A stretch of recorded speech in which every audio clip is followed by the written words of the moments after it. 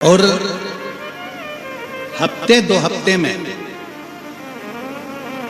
महीने भर में एक दिन ऐसा बनाओ, अगर मेरा भोलेनाथ तुम्हारी नहीं सुन रहा है तो एक लोटा जल, एक दुर्वा और एक बेलपत्र, ये तीन चीजें लेकर जाओ। क्या क्या ले जाना है, जम के बोलो जरा। एक लोटा जल, एक जम के दुर्वा और एक बेलपत्र, तीन चीजें लेकर जाओ। और तीन चीजों को सबसे पहले जो लोटा भर के जल लेकर गए हो वो गणेश जी का स्थान जानते हो ना सब लोग, अशोक सुंदरी के पास में जो गणेश जी का स्थान है। जैसे ये जलाधारी है, ये शिवलिंग है, बीच में अशोक सुंदरी है, ये गणेश जी का, थोड़ा रिटर्न बढ़ा बेटा, ये गणेश जी का स्थान है, ये षडानंद कार्तिकेय का स्थान है। समझना जरा अच्छे से समझ लीजिएगा। शिवलिंग, जलाधारी, अशोक सुंदरी, गणेश जी, कार्तिकेय। एक लोटा जल जब चढ़ाओ तो पहले गणेश जी का स्थान, फिर कटी भाग, फिर शिवलिंग। समझ में आ गया? गणेश जी का स्थान, कटी भाग, जलाधारी, फिर शिवलिंग। दुर्वा गणेश जी के स्थान पर समर्पित कर दो और बेलपत्री अशोक सुंदरी वाली जगह पर समर्पित कर दो।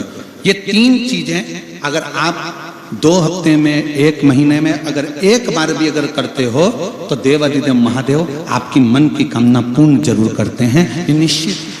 उसका एक पत्र इसका आया है, बड़ा सुंदर है, देखिए। आप जब भगवान शंकर से अपने मन का भाव कहेंगे, जब शिव जी को अपने मन के भाव व्यक्त करेंगे तो ये निश्चित है कि शिव उसको स्वीकार जरूर करेगा, शंकर सुनेगा जरूर। एक पत्र और है, उसके घर का भंडार भर देते। एक लोटे जल में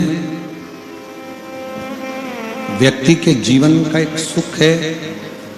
मेहनत करो, परिश्रम करो, पढ़ाई को 4 गुना बढ़ाओ, मेहनत को 4 गुना बढ़ाओ, और साथ में शिव के मंदिर जो एक पत्र, अच्छा पत्र, इसको देखकर ऐसा लग रहा है जैसे भोलेनाथ जी का फुलेरा बनाया।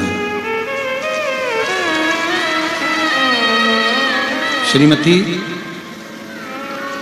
डोमेश्वरी सिन्हा, पति श्री नीलकंठ सिन्हा, मैं ग्राम कोकपुर डोंगरी पारा की रहने वाली हूँ।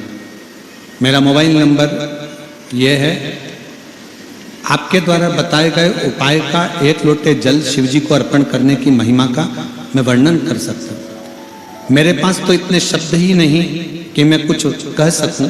मेरा पुत्र कमलेश कुमार सिन्हा कहीं बैठे हों तो एक बेलपत्र लेने के लिए अवश्य।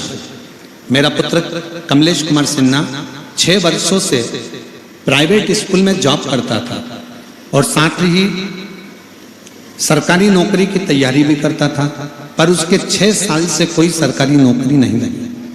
मेरा बेटा हिम्मत हार गया, तब मैंने अपने बेटे से कहा कि तू एक बार पशुपतिनाथ का व्रत कर और एग्जाम देने जाए, मेहनत कर कर तो बेलपत्री शहर लगा कर जा।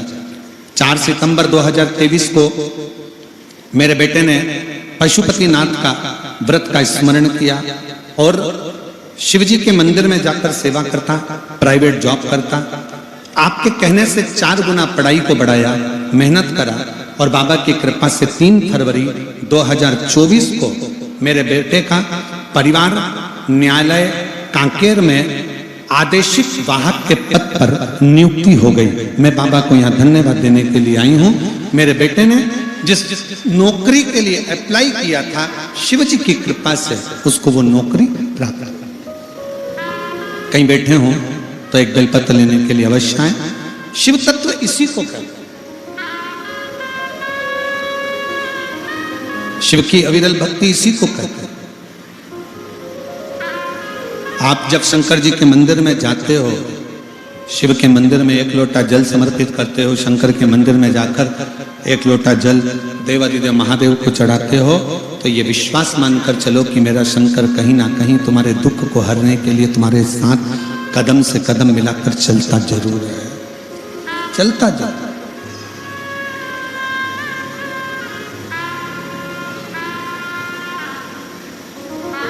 हमको लगता है हमारा घर कौन संभालेगा, हमको लगता है हमारा परिवार कौन संभालेगा, पर शिव महापुराण की कथा कहती है जो दिल से एक लोटा जल देवादिदेव महादेव को समर्पित करता है, जिसके दरवाजे पर श्री शिवाय नमस्तुभ्यम लिखा होता है, वो समझ लेना कि उसका घर, उसका दरवाजा, उसका परिवार केवल उसका नहीं है, स्वयं देवादिदेव महादेव का है। और शिव उसको समझ, शंकर उसे समझ।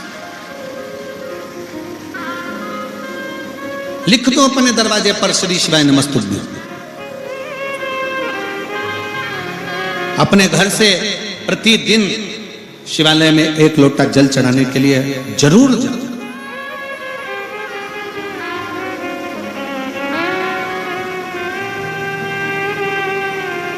प्रतिदिन जाओ।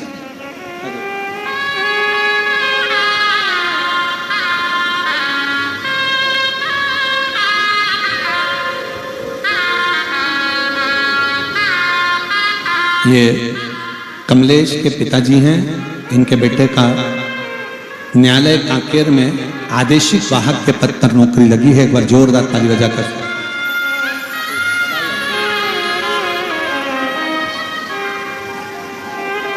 शिव तत्व की प्राप्ति, भगवान शंकर की आराधना, उपासना खाली नहीं जाती। हमारा तो निवेदन है प्रयागराज वासियों से,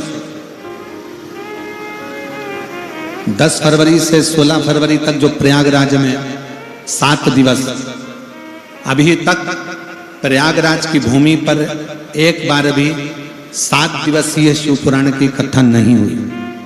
और प्रयागराज की पवित्र भूमि पर 21 नंबर सेक्टर पीपा पुल नंबर 1 सतुआ बाबा शिविर में जो कथा 1 बजे से 4 बजे तक होने जा रही है, प्रयागराज की भूमि पर 10 तारीख से 16 तारीख तक दिल से सुन।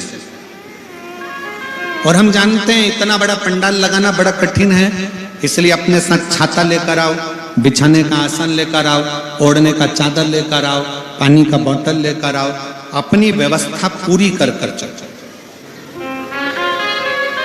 और त्रिवेणी का संगम, मां गंगा यमुना सरस्वती का घाट, बड़े प्रेम से कथा को सुनो, रोज गंगा का स्नान करो और मां से विनय कर कर शिव महापुराण की कथा जो 144 वर्ष के बाद जो महाकुंभ लगा है, इस महाकुंभ के साक्षी बनकर उस कथा का लाभ लेकर अपने जीवन को सार्थक करो, उतारो अपने अंदर।